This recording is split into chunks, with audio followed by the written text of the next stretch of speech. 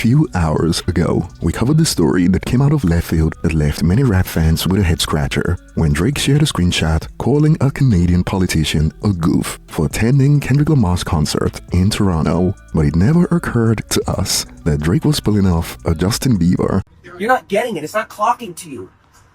It's not clocking to you that I'm standing on business, is it? And it didn't take long for us to get a response from the politician Jagmeet Singh. And before we get to it, stick around because at the latter part of the video, we've got some more stories, like Skylar Gray speaking on the first time she ever met Eminem and Dr. Dre in person. We also got Lil Wayne's daughter out here defending the Carter 6 that was deemed Lil Wayne's Eminem revival upon its release. And we also got more from the actor, who revealed that Suge Knight is locked up because he doesn't have hands. And we got a bit of back and forth between Suge Knight and Tyron Turner, who also expanded on how Suge betrayed Dr. Dre by getting with Dre's baby mama. And starting with Drake, while many fans were wondering why Drake would share this screenshot publicly, apparently in his own way, Drake was standing on business, as it didn't take long for the politician Jagmeet Singh to fold. Perhaps he didn't want the donations to stop flowing. I don't know, as Jagmeet Singh took to IG to apologize to Drake publicly. He posted this: "I went for Caesar, not Kendrick. I was born in this city. I love this city, but real talk, I get it.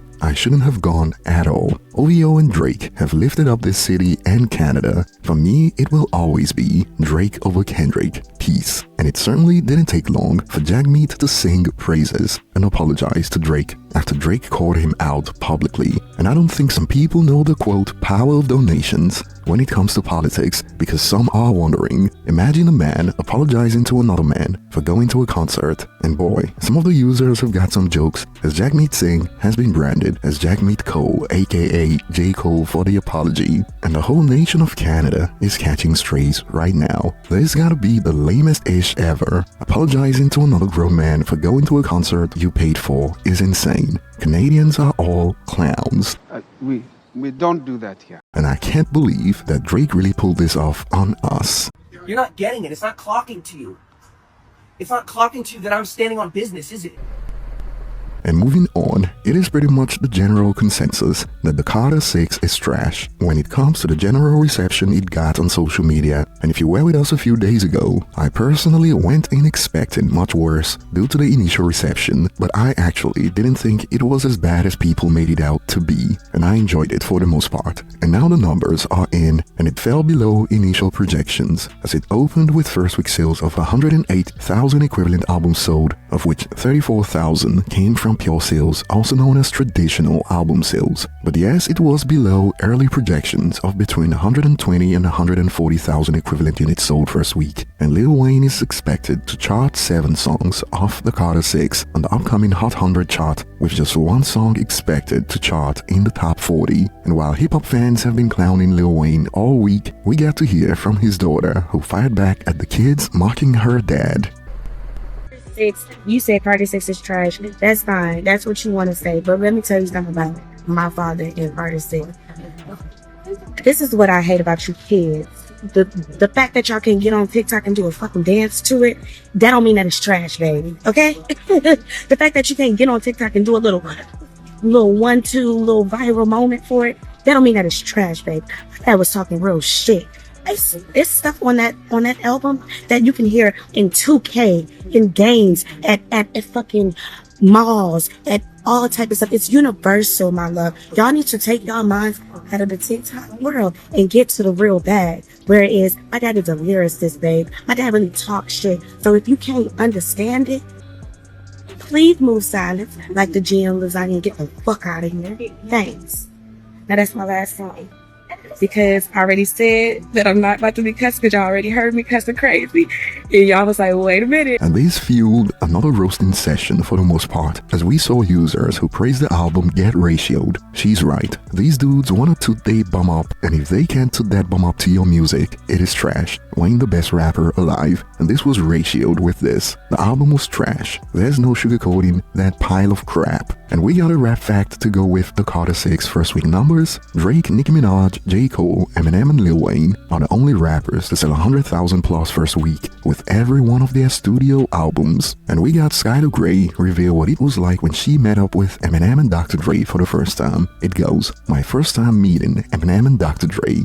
I came out and sang I Need a Doctor at the Grammys with Dr. Dre and Eminem. So Love the Way You Lie came out, I think it was in like July or something of 2010. In 2011, the February right after that is when I came out on stage with Dr. Dre and Eminem and Rihanna crazy. and sang I Need a Doctor. And I feel like that was like with the first reveal of like me. And I remember my Twitter went up like 200,000 followers like within like 5 minutes of my performance.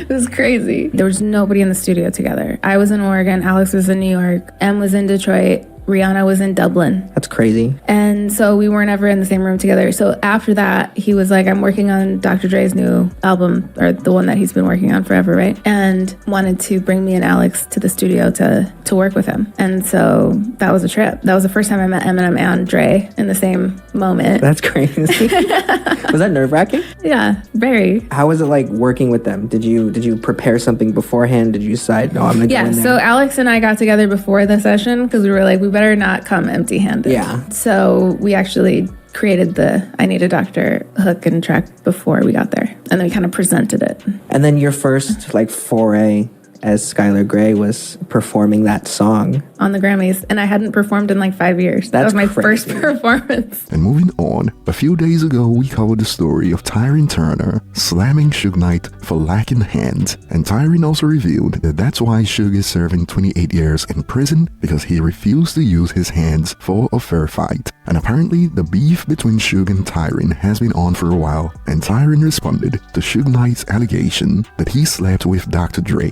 Jenny Fox, Dalvin from Jodeci, among others. Who is Tyron Turner? He was in Minister Society. He played the main character, King. Yeah.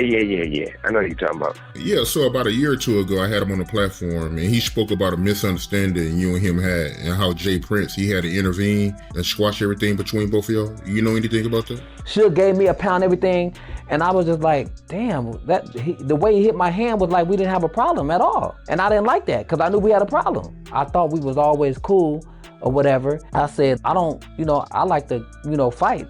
I get head of faith or whatever. And he said, we can do that. He said, that can happen. Well, I don't know nothing about that situation, but I do know Tyron. And one thing about Tyron, it's sort of sad how they did Tyron. Tyron is a case that he should, when you look up the dictionary of a young actor getting taken advantage of, it should be his face. He played in that one movie and everybody knew it. Everybody knew that he messed with this guy named Ray, who was a gay guy, Big Queen. Everybody knew that him and Dalvin from Jodeci was lovers and all that type of stuff. You see them out kissing. And everybody also was the punchline that Tyron's Jamie Foxx bitch. Everybody knew it. Tyron had a little place at Jamie house. The story was they used to call Tyron lips sucking Tyron. And it never was my business because I'm not a part of that world, nor it had nothing to do with me. Tyron known in Hollywood as Jamie, getting fucked by Jamie and sucking Jamie's. But I didn't see him a couple of times. I knew that Tyron and Andre was really, really close. And when he was messing with Andre, well, I don't want to keep putting Andre business out there, but Tyron and Andre was having an affair, whatever you want to call it. He was also close with Miss Chalet. And I remember one time I said, hey, don't let everybody in you guys' business like that. He getting hit by Andre, and he having, whatever he's doing with Miss Chalet. So that's a bad look.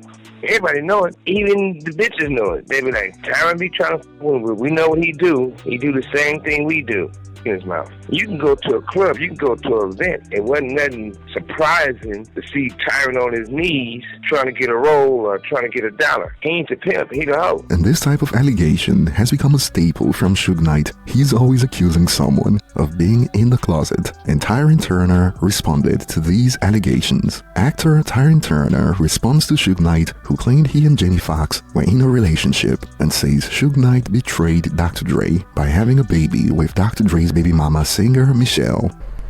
This is my thing. Everybody tries to be so politically correct, right? The thing about the gay thing, this is the thing. I've never drank, I never smoked, I never niggas. That's just the truth. That's my reality. For the people that like that, that's cool. That's not my get down. You feel what I'm saying? So it's just like, it's just tough that you can work with somebody like me and Jamie, right? We got a show called Alert. It's on television. We created it together. We wrote it together. I've been knowing Jamie for 25 years. So now all of a sudden, when black people work together, when we do be together, then you have to be gay. But people like Leonardo and his boys, when they work together, and Adam Sandler, no one calls them gay. But when it comes to us, him and Jamie, this, that. Oh, Jamie take care of him. Oh, that's like, come on, man, stop it. I take care of myself. The thing about Suge is that I just never thought that he would stoop this low. You know what I'm saying? Like, to me, I'm gonna be honest with you, man. He a straight up. He's a. But what I don't understand is, it's just weird to me again. This is weird to me. Let's look at the person who's talking. Dr. Dre and Michelle had a child. That was his baby mama. You start a company with a dude that worked at a security guard, was a security guard at once. Suge was a security guard, so you shouldn't have given security guard money in the first place. That's the problem. You got to stay in his lane. You're supposed to watch people. So you got Dre, and then you got Suge. So you trying to tell me everybody that Suge called gay, allegedly, he go fuck right behind him. So you say Dre gay, but then you go take Dre baby mama and make her your baby mama. Does that make sense? So you had Death Row with Dre. You betrayed Dre, fucked his baby mama behind his back, and then made her your baby mama and married her. And this is the guy that we take face value from. Fucked up the money. Then you try to go jump in some big ass Ford SUV and try to go get some money from somewhere, and then you in motherfucking Tam's hamburger stand. That's the reason why you got 28 years right now, because you didn't jump out the car and take the fade. Just jump out the car. Because if the wanted to shoot you, he would have just came up to the car and shot you. So he clearly didn't come up to the car and just start busting inside the car, correct? Yeah, I mean, that's a good point. Yeah, you're right. So once you sit and pop you while you in the car, you should, well, let me jump my big ass out and just fight the. Nah, you want to play bumping and shit and put yourself in a situation where you're going to jail for 28 years. Just. And while some users actually believe Suge Knight, some have concluded Suge is now a gossip columnist whose recycling stories are over 25 plus years old. And more, Suge is miserable and bitter about fumbling his empire. He's just trying to drag any and everyone. I wouldn't even go back and forth with someone in prison they already lost. Nothing you can say to them that's worse than their situation. And it is crazy how some of these wild allegations have lingered for over 3 decades now. But that will be all for today, and I'll be looking forward to your thoughts in the comment section. Thanks for watching, and I'll see you on the next one.